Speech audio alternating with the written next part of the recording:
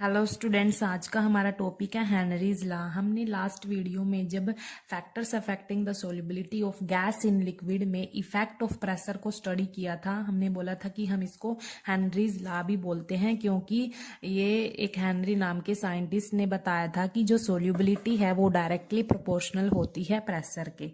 क्या बताया था हेनरी ने? सोल्युबिलिटी है जो वो डायरेक्टली प्रोपोर्शनल होगी। सोल्युबिलिटी है जो गैस की लिक्विड में वो डायरेक्टली प्रोपोर्शनल होगी किसके? प्रेशर के। ये बताया था हेनरी ने, ठीक है। इसीलिए हम इफेक्ट ऑफ प्रेशर को क्या बोल रहे थे? हेनरी लॉ भी बोल रहे थे, ठीक है। और देखो हेनरी साइंटिस्ट ने कुछ इक्वेशंस भी यहाँ पर दी थी, तो देखो क्या है वो। यहाँ पर हेनरी साइंटिस्ट ने बताया था कि जितनी भी अमाउंट ऑफ गैस किसी भी यूनिट वॉल्यूम ऑफ लिक्विड में डिसॉल्व होगी वो डायरेक्टली प्रोपोर्शनल किसके होगी? प्रेशर के डायरेक्टली प्रोपोर्शनल होगी। देखो यहाँ पर mass of the gas dissolve in a given volume of the liquid at constant temperature is directly proportional to the pressure of the gas present in equilibrium with the liquid. मतलब यहाँ पर जितनी भी amount of gas dissolve होगी in unit volume of liquid में वो directly proportional किसके होगी? प्रेशर के डायरेक्टली प्रोपोर्शनल होगी। तो यहाँ पर जो मास है वो डायरेक्टली प्रोपोर्शनल किसके है? प्रेशर के। मतलब अमाउंट ऑफ गैस है जो वो डायरेक्टली प्रोपोर्शनल है यहाँ पर प्रेशर के। यहाँ पर जो प्रोपोर्शनैलिटी का यहाँ पर जो ये प्रोपोर्शनैलिटी का साइन है इसको हमने हटा दिया और क्या लगा दिया इसकी जगह? के लगा दिया, ठीक है। तो के क्या है यहाँ पर? प्रोपोर्शनैलिटी कांस्टेंट है। और एम क्या है? मास of the gas dissolve in a unit volume of the solvent. और पी क्या है यहाँ पर? Pressure of the gas in equilibrium with the solvent. और के मैंने बताया कांस्टेंट प्रोपोर्शनैलिटी। तो यहाँ पर हेनरी साइंटिस्ट ने ये इक्वेशन भी दी थी, ठीक है। देखो अगर हम बात करें in terms of mole fraction, तो मोल फ्रैक्शन की केस में क्या होगा?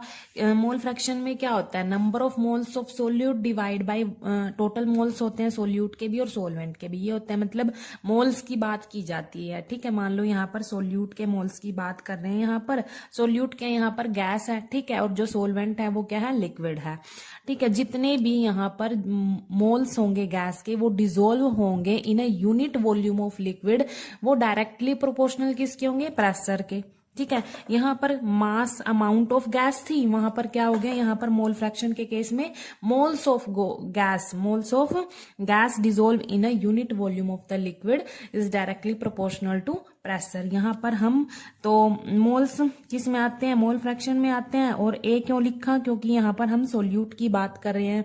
सोल्यूट क्या है? यहाँ पर गैस है। तो मोल फ्रैक्शन डायरेक्टली प्रोपोर्शनल किसके होगा? प्रेशर के। सेम है ऐसे ही जैसे हमने यहाँ पर ये स्टडी किया है ना। यहाँ पर सिर्फ क्या आ गया? अमाउंट ऑफ गैस की बात कर रहे हैं, मास की बात कर रहे हैं। यहाँ पर हम किसकी बात कर रहे हैं? मोल फ्रैक्शन की बात कर रहे हैं। मोल फ्रैक्शन में मतलब मोल्स की बात कर रहे हैं, हम गैस के मोल्स की बात कर रहे हैं, ठीक है। तो यहाँ पर मोल फ्रैक्शन है जो डायरेक्टली प्रोपोर्शनल किसके होगा? प्रेशर के। और ये डायरेक्टली प्रोपोर्शनल का जो साइन है हमने हटा दिया, तो इसकी जगह हमने क्या लिखा? के डैश लिख दिया यहाँ पर, ठीक है। तो यहाँ पर एक्स ए क्या होगा? Mole fraction of gas in the solution. और जो के डैश होगा वो कांस्टेंट प्रोपोर्शनैलिटी होगा, ठीक है। और पी ए क्या होगा? यहाँ पर partial pressure of the gas above the solution. ये पार्शियल प्रेशर होगा गैस का, ठीक है। अब देखो इस इक्वेशन से ये पता चली इक्वेशन कैसे आई, ठीक है। तो इस इक्वेशन से अगर हम पी ए की वैल्यू यहां से निकाल लें तो कैसे निकलेगी? देखो यहाँ पर P A as it is रह जाएगा और जो के डैश है इसके डिवाइड में आ जाएगा यहाँ पर। तो पी ए किसके इक्वल होगा? 1/k डैश इंटू एक्स ए, मल्टीप्लाई में एक्स ए, ठीक है। अब देखो यहाँ पर जो 1/k डैश है इसकी जगह हमने क्या लिख दिया? के एच लिख दिया, के एच लिख दिया। जो ये एच है साइंटिस्ट के नाम से इसको डिनोट कर दिया, इसको हम बोलेंगे हेनरी कांस्टेंट। के एच को हम क्या बोलेंगे? हेनरी कांस्टेंट बोलेंगे, ठीक है। तो यहां से हमारे पास एक इक्वेशन बन के आ गई। पी ए किसके इक्वल होगा? के एच एक्स ए के इक्वल होगा। अब देखो, अगर हम यहाँ पर ग्राफ की बात करें, मोल फ्रैक्शन इन सॉल्यूशन और इक्विलिब्रियम प्रेशर के ग्राफ की बात करें, हम इनके बीच में ग्राफ देखें तो क्या होगा। यहाँ पर हमने देखा था कि जितना ज्यादा प्रेशर हम अप्लाई करेंगे उतने ही मोल्स हैं जो गैस के वो डिजोल्व होंगे in a unit volume of the liquid में। मतलब यहाँ पर डायरेक्टली प्रोपोर्शनल है, जितना ज्यादा प्रेशर उतने ही ज्यादा मोल्स डिजोल्व होंगे in a unit volume of the liquid. तो यहाँ पर मतलब क्या, जितना ज्यादा हम प्रेशर को इंक्रीज कर रहे हैं ना, उतने ही मोल फ्रैक्शन इंक्रीज हो रहा है सॉल्यूशन में, मतलब उसकी सोल्यूबिलिटी इंक्रीज हो रही है मोल्स ऑफ गैसेस की। ठीक है, तो यहाँ पर देखो, अगर प्रेशर मान लो इतना है तो मोल्स की सोल्यूबिलिटी भी क्या होगी, उसमें इंक्रीज होती जाएगी, ऐसे इंक्रीज होती जाएगी। ठीक है,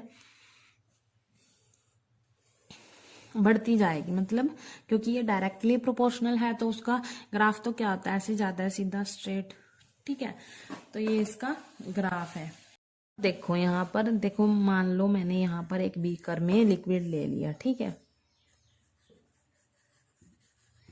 लिक्विड ले लिया और इसमें मैं क्या कर रही हूँ, गैस ऐड कर रही हूँ। यहाँ पर ये इसमें सोल्यूबल होगी। ठीक है, अब देखो जैसे ही मैंने मतलब यहाँ पर ये सॉल्यूशन बन गया गैस का इन लिक्विड। ठीक है, जैसे ही हमने क्या करा, इसको हीट कर दिया, टेम्परेचर इंक्रीज कर दिया, तो क्या होगा, जो गैस के मोल्स हैं वो क्या होंगे, इस सॉल्यूशन से सेपरेट हो जाएंगे, मतलब क्या होंगे, एक्सपेल आउट हो जाएंगे, बाहर निकल के चले जाएंगे इस सॉल्यूशन से, गैस के मोल्स बाहर निकल के चले जाएंगे। ठीक है, तो क्या होगा, इनकी सोल्यूबिलिटी क्या होगी, डिक्रीज होगी। टेम्परेचर इंक्रीज करने से सोल्यूबिलिटी क्या होगी, डिक्रीज होगी। गैस के जो मोल्स की सोल्यूबिलिटी क्या होगी, इसमें डिक्रीज हो जाएगी। ठीक है, तो यहां पर हमारे पास एक इक्वेशन आई थी, PA इक्वल्स टू KHXA।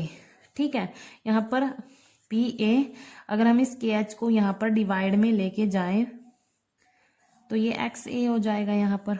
ठीक है, यहाँ पर देखो ये आ जाएगा। ठीक है, तो हम इसको क्या लिख सकते हैं, KH ऐसे लिख सकते हैं, PA, मतलब इस इक्वेशन को, मतलब जो ये इन्वर्सली प्रोपोर्शनल होंगे आपस में, इनका जो रिलेशन होगा वो क्या होगा, इन्वर्सली प्रोपोर्शनल होगा। अभी हमने बोला कि टेम्परेचर इंक्रीज करने से क्या हुआ, जो गैस के मोल्स की इसमें सोल्यूबिलिटी थी वो क्या होगी, डिक्रीज होगी। ठीक है, अगर ये वाली वैल्यू यहाँ पर जो मोल्स हैं वो किस में आते हैं, मोल फ्रैक्शन में आते हैं। ठीक है, और हम सोल्यूट की बात कर रहे हैं, सोल्यूट ऑफ मोल फ्रैक्शन। ठीक है, उसकी बात कर रहे हैं, तो अगर मोल्स किस में आते हैं, मोल फ्रैक्शन में, अगर मोल्स हैं जो गैस के इसमें सोल्यूबल नहीं हो रहे, मतलब उनकी सोल्यूबिलिटी क्या हो रही है, डिक्रीज हो रही है, अगर ये वाली वैल्यू डिक्रीज हो रही है तो ये क्या होगी, इंक्रीज होगी। मतलब टेम्परेचर इंक्रीज करने से KH की वैल्यू भी क्या होगी, इंक्रीज होगी। ठीक है, इंक्रीज होगी, जब ये इंक्रीज होगी तो सोल्यूबिलिटी क्या होगी, लो होगी। ठीक है, तो यही बात लिखिए, greater the value of KH lower is the solubility of the gas. Value of KH increase with increase of temperature. ठीक है, दोबारा देखो यहाँ पर, जैसे हमने क्या किया, टेम्परेचर को इंक्रीज कर दिया तो जो मोल्स हैं जो गैस के वो इससे बाहर निकल के चले गए सॉल्यूशन से, मतलब उनकी सोल्यूबिलिटी है जो लिक्विड में वो डिक्रीज होगी। मोल्स किस में आते हैं, मोल फ्रैक्शन में आते हैं। ठीक है, इन XA की वैल्यू यहाँ पर डिक्रीज होगी तो ये क्या होगी, KH की वैल्यू यहाँ पर इंक्रीज होगी, क्योंकि इनका रिलेशन क्या है, इनका रिलेशन कैसा है, इनवर्सली प्रोपोर्शनल क्या है। तो टेम्परेचर इंक्रीज करने से क्या हुआ, टेम्परेचर इंक्रीज करने से इस पर भी इफेक्ट पड़ा, KH की वैल्यू क्या होगी, इंक्रीज होगी।